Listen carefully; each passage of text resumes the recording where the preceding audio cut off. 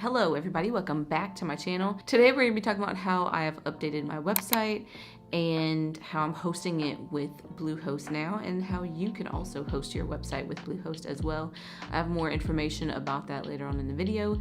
And then also we're going to be talking about how I created my website, and we'll give you a brief overview of my planning process as well as the template that I use to code my website with. So if you are interested, please continue watching this video. Let's just start out by talking about Bluehost for a second. In the past, I've hosted my website on other platforms, and I also created a video about hosting my website if you are interested in watching that. But now I currently use Bluehost. I decided to move over my blog website as well as my personal website over to Bluehost. Now the reasoning for that was a lot of things. Some of it was cost. It was a little more less costly to host with Bluehost, as well as the ease of doing things that I wanted to do.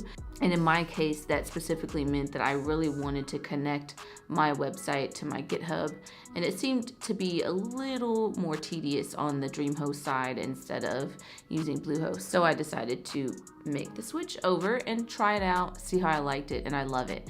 So the first thing I did was move my blog site over, and I created, I had to export all my data for that and then import it back into my server on Bluehost, and it was super straightforward. There were some things that did not quite make it over, but that's okay because they weren't the important things. The important things for me was blogs that I've done in the past, which mean all the text, all the pictures that I had for that, those were the important pieces for me. So I was able to move those over.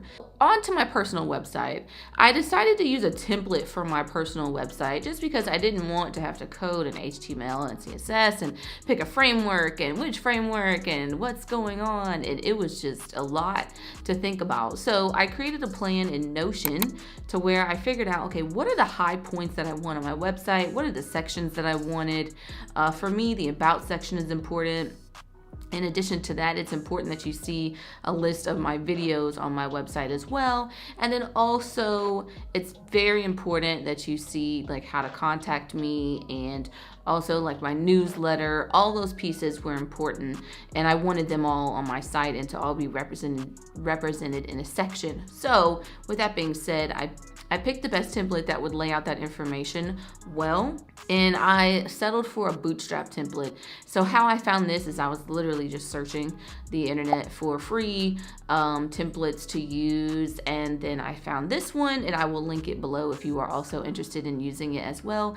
And literally how I settled on it was it had the sections I wanted, because you can view this as well in your browser before you decide to download it for yourself. It had the sections I wanted, and it also was mobile responsive, and that was very important to me because I do want to make sure that my website looks great on across all mobile devices as well, since a lot of people view content on their devices.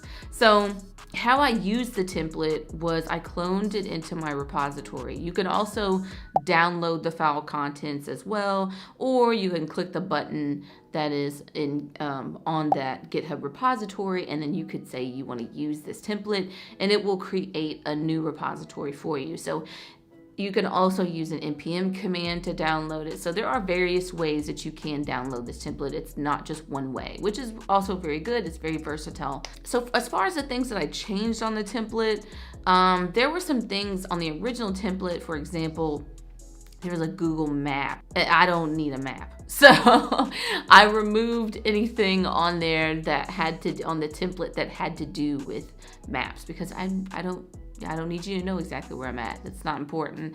That's not the goal here. So I removed that. And then I changed the color scheme was probably like the biggest thing that I changed on there, the color scheme.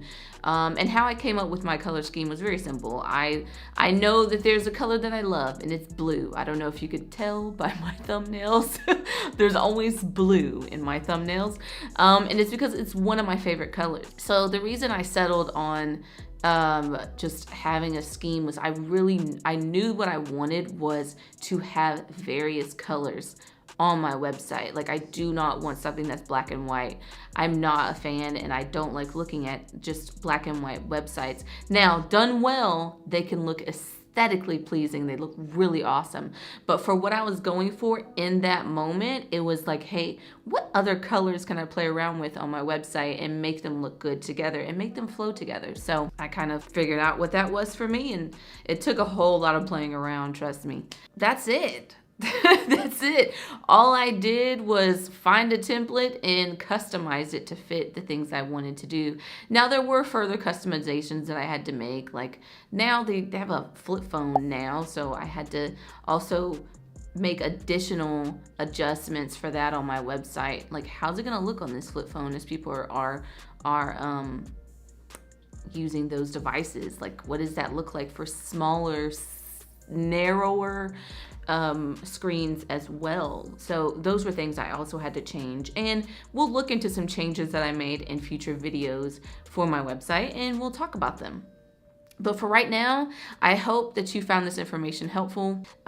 If you are interested in hosting your website through Bluehost, use my link below and check that out. See if it's something that you might be interested in.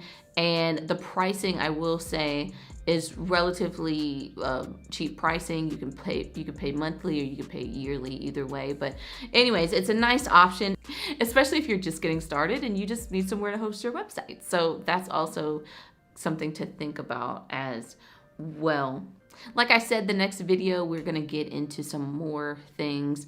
I'm gonna show you how I cloned my Git repository to be able to use on Bluehost and SSH into the server and all those great things. So I do hope that you stick around for that video. And yeah, if you've enjoyed this video, give it a like, make sure to give it a thumbs up, and subscribe for more content such as this, and also other videos on getting into tech and being a diverse person in tech. Until next time, take care of yourself and be kind to others, and I will see you in the next one. Bye, y'all.